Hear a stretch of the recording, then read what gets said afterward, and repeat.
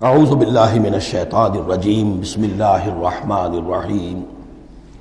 وقالت طائفۃ، اب ایک بڑی سازش کا ذکر ہو رہا ہے کہ جو انہوں نے کی تھی مسلمانوں کے خلاف اور محمد رسول اللہ کو ناکام بنانے کے لیے۔ اس سازش کا پس منظر کیا تھا کہ چونکہ صورتحال یہ آ چکی تھی دنیا کے سامنے کہ جو ایک مرتبہ دائرہ اسلام میں داخل ہو جاتا تھا، اب چاہے اسے مار دیں، اسے پیٹیں، اسے بھوکا رکھیں، اسے سزا دیں، جو بھی ٹارچر کریں، واپس نہیں آتا۔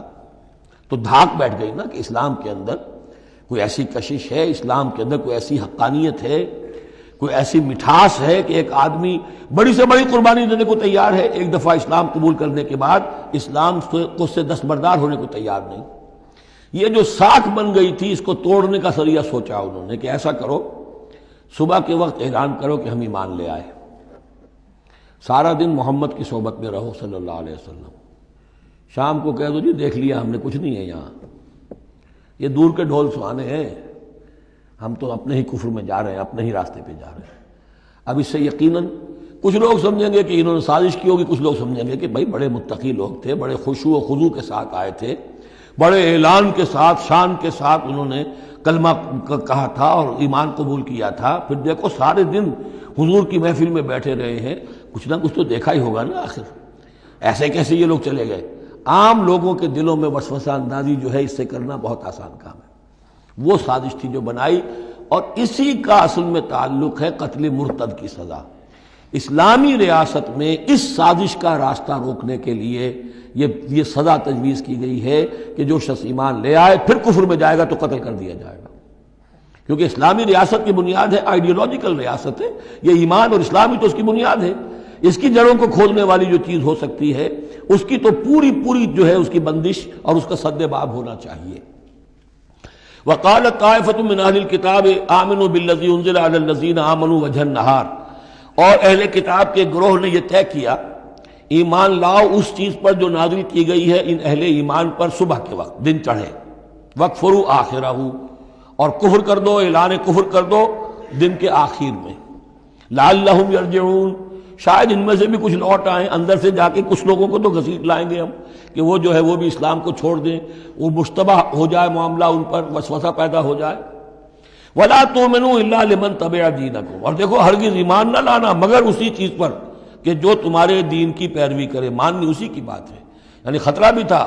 کہ 4-6 اگر ہم جا کر حضور کے پاس اگر چند گھنٹے گزاریں گے تو کہیں ایسا نہ ہو کہ ہم میں سے کوئی واقعی پھر اس کا دل کھل جائے، طے کر کے گئے دیکھو ایمان نہیں لانا ہے ہم نے، وَلَا تُؤْمِنُوا إِلَّا لِمَنْ تَبِعَ دِينَكُمْ،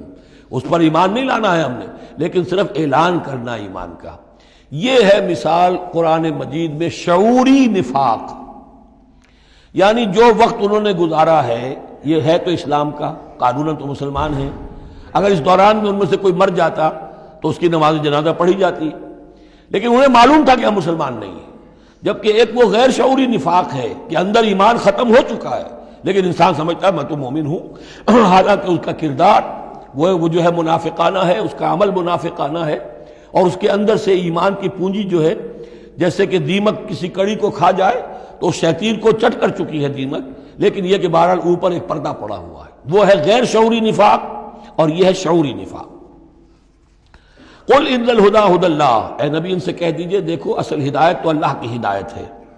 ان یؤتی احد، اب یہاں پر پھر ان کا قول آ رہا ہے کہ دیکھو ایمان لانا، ان یؤتی احد مثل ما اوتیتم، مبادا کسی کو وہ شے دے دی جائے جو تمہیں دی گئی تھی۔ یہ رسالت، یہ مذہبی پیشوائی، یہ تو ہماری میراث تھی،